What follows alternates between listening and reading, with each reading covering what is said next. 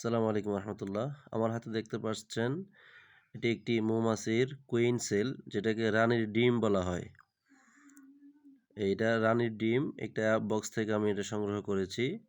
যেহেতু আমার এই বক্সটার মধ্যে রানী নেই, তো এই রানীবিহীন বক্সটাকে রানী দিয়ে নতুন করে একটি মৌমাছির কলোনি তৈরি করার জন্য একটা রানীর প্রয়োজন।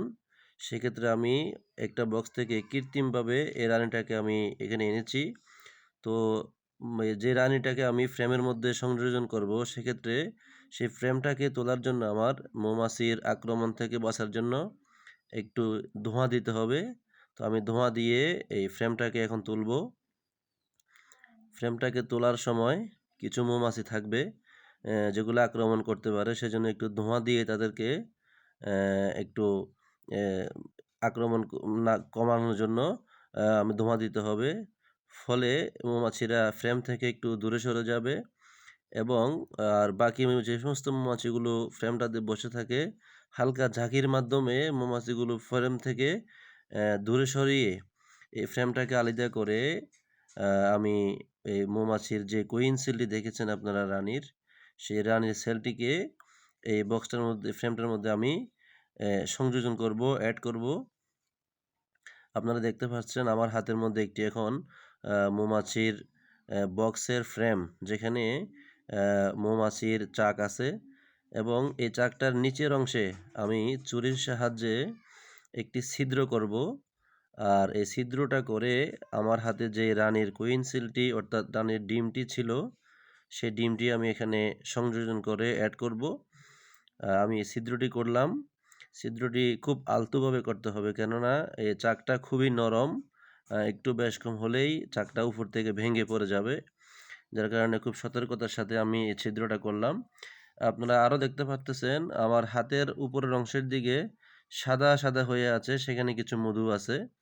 তো আমি এখন আমার যে কৃত্রিম রানীর ডিমটি আমার হাতে ছিল, আমি অন্য বক্স থেকে এনেছি, সেই ডিমটিকে আমি এখন এই খালি গ্যাপের মধ্যে যেটা ছিদ্র করেছিলাম, সেই ছিদ্রের অংশের মধ্যে আমি রানীর ডিমটা লাগিয়ে দিলাম এবং পড়ে যাতে না যায় সেজন্য এক্সট্রা মোমের মাধ্যমে সেই রানীর কৃত্রিম ডিমটাকে আমি একটু এখানে অ্যাড করে মোমটা গলিয়ে একদম পাকাপোক্তভাবে এটা আমি লাগিয়ে দিলাম। এতে করে মৌমাছিরা যখন এখানে কাজ করবে, বিচরণ করবে, এটা লড়ে যাবে না, পড়ে যাবে না, এটা একবারে শক্তভাবে এখানে মজবুত হয়ে লেগে থাকবে। তো এ পর্যায়ে আমি এই মৌমাছির ফ্রেমটা বক্সে দিব, দিয়ে আবার তুলে আপনাদেরকে দেখাবো যে আসলে ওরা এই কুইন সেলটাকে অ্যাকসেপ্ট করতেছে কিনা।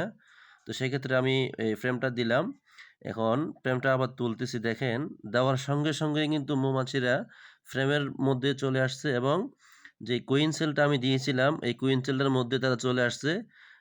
অর্থাৎ তাদের যে রানী নেই, তারা এই রানীর ডিমটা দেখে অত্যন্ত খুশি হলো, তাদের মন উৎফুল্ল হলো যে আমাদের একজন অভিভাবক এই আমাদের বক্সে আগমন হচ্ছে। সেক্ষেত্রে তারা এখানে অলরেডি কাজ করা শুরু করে দিয়েছে। তো এটি একটি মৌমাছির কলোনি, যেখানে রানী বিশেষ কারণে মারা যেতে পারে, বয়সের কারণে, বিভিন্ন অসুস্থতার কারণে, আরও বিভিন্ন মৌমাছির বাসা ভাঙ্গার সময় বিভিন্ন ধোঁয়া বা বিভিন্ন দুর্যোগের কারণে মারা যায়।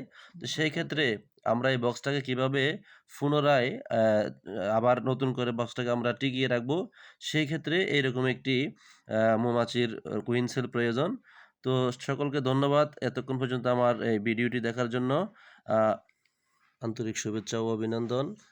ন্যাচারাল ফুড বিডির পক্ষ থেকে সকলকে শুভেচ্ছা জানাচ্ছি। আপনারা লাইক, কমেন্ট, শেয়ার করে এই পেজের পাশেই থাকুন, মৌমাছির বিভিন্ন তথ্য সংগ্রহ করুন।